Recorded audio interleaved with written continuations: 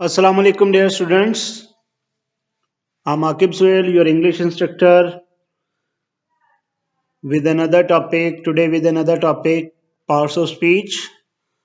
तो parts of speech पर dear students, आप जानते हैं कि हम पहले भी एक लेक्चर बना चुके हैं जिसमें हमने चंद पार्ट्स ऑफ स्पीच को डिस्कस किया था, जिसमें फर्स्ट 4 नाउन, प्रोनाउन, एडजेक्टिव और वर्ब को क्वालिफाई किया, वर्ब को जो है वो बयान किया है। तो रिमेनिंग जो हमारे पार्ट्स ऑफ स्पीच हैं, जैसे कि एडवर्ब है, प्रपोजिशन है, कंजंक्शन है, इंटरजेक्शन है और आर्टिकल, ये आज हम बयान करेंगे। तो अगर किसी को हमारे जो बाकी पार्ट्स ऑफ स्पीच को देखना हो तो पार्ट ऑफ स्पीच पार्ट 1 के नाम से लेक्चर हमारे यूट्यूब चैनल पर मौजूद है। तो पहले वो लेक्चर सुन ले और उसके बाद इस लेक्चर की तरफ आ जाए। तो अब हम चलते हैं अपनी स्लाइड्स पर। तो सबसे पहले हम बयान करेंगे हमारा पहला पार्ट ऑफ स्पीच, जो कि 5वां है, जो कि नाम है adverb. Adverb, a word itself says that add verb से मुराद addition to verb। तो शॉर्टेस्ट डेफिनेशन अगर हम इसकी देखें तो addition to verb के मानों में इजाफा। A word that is used to add something to the meaning of a verb, adjective or another adverb। अब ये जहन में रखिएगा कि एडवर्ब जो है वो ना सिर्फ वर्ब के मानों में क्वालिफाई करता है बल्कि एडजेक्टिव और अनदर एडवर्ब को भी ये क्वालिफाई करता है, जैसे कि हम एग्जांपल्स में अभी देखेंगे। तो पहली एग्जांपल है हमारी ही रन्स क्विकली। अब ही रन्स, ही हम यहाँ पर सब्जेक्ट है, प्रोनाउन है और इसके बाद रन्स ये वर्ब आ गया और वर्ब को क्वालिफाई कर गया किस तरह से दौड़ता है, क्विकली। He runs quickly. तो यहाँ पर वर्ब ने एडवर्ब क्वालिफाई कर गया वर्ब को। अब हम अगली एग्जांपल में देखेंगे the flower is very beautiful. अब ब्यूटीफुल यहाँ पर एडजेक्टिव है, लेकिन वेरी जो है इसके मानों में मजीद इजाफा कर रहा है। तो वेरी क्या कर जाएगा, एडवर्ब बनेगा किसको, इसने एडजेक्टिव को क्वालिफाई किया। अब अगली डेफिनेशन, अगली एग्जांपल जो है हमारी, वो कहती है she pronounce that word quite correctly, कि उसने वो वर्ड बहुत ही खूबसूरत अंदाज से, बहुत ही तसीहाना अंदाज से जो है वो वर्ड प्रोनाउंस किया। तो क्वाइट करेक्टली, अब यहाँ पर ये भी एक एडवर्ब है। क्विकली, वेरी और क्वाइट, ये तीनों ही एडवर्ब हैं जो कि क्वालिफाई कर रहे हैं वर्ब को, एडजेक्टिव को और अनदर एडवर्ब को। तो अब हम चलते हैं हमारे अगले पार्ट ऑफ स्पीच पर। अगला पार्ट ऑफ स्पीच है हमारा प्रपोजिशन। प्रपोजिशन, प्रीपोजिशन भी बोल सकते हैं इसको। A word that is used to show relationship between two nouns, that is used to show relationship between noun and pronoun also. एक ऐसा वर्ड जो दो नाउन के ताल्लुक को बयान करे, उसको जोड़े, उसे हम क्या कहेंगे, प्रपोजिशन कहेंगे। नाउन और प्रोनाउन के ताल्लुक को भी जो वर्ड बयान करेगा उसे हम प्रपोजिशन बोलेंगे। जैसे कि एग्जांपल हम देखते हैं, there is a cow in the garden. There is a cow, कि वहां पर एक गाय है, गार्डन बाग।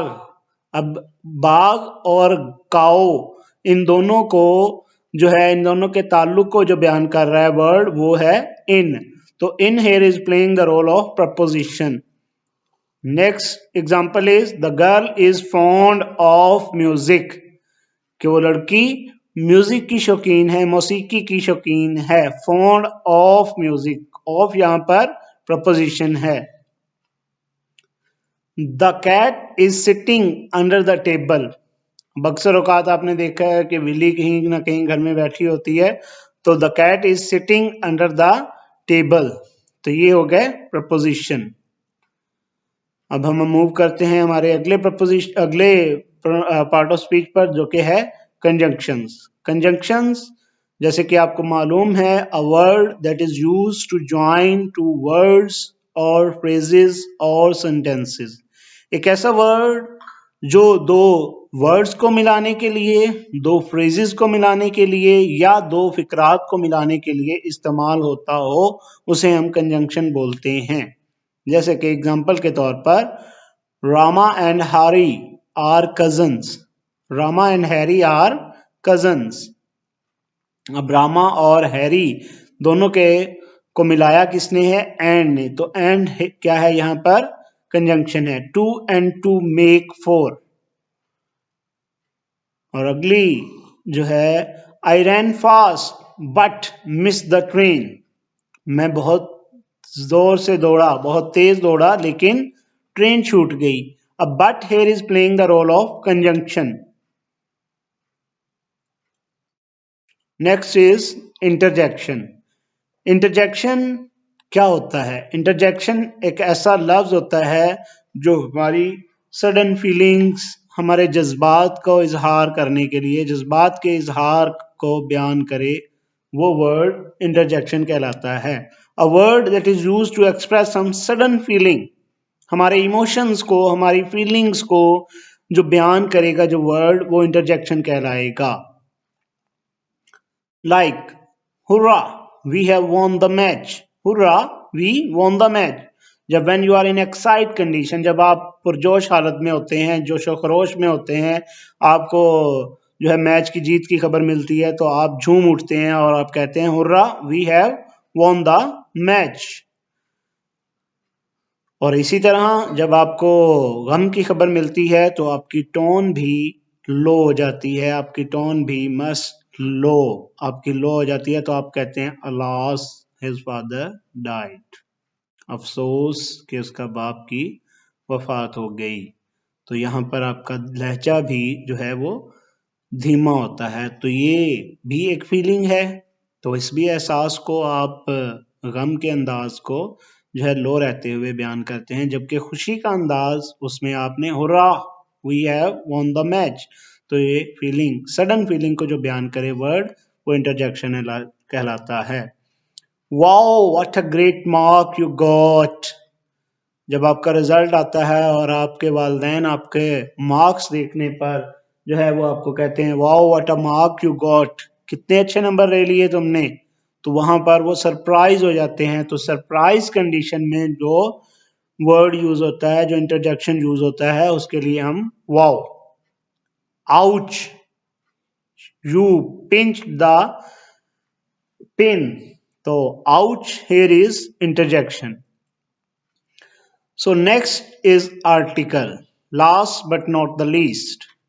अब आर्टिकल के बारे में ओल्ड ग्रामर में इसे एडजेक्टिव का पार्ट ही माना जाता था, बट मॉडर्न ग्रामर ने इसे अलग से प्रोमिनेंसी दी है।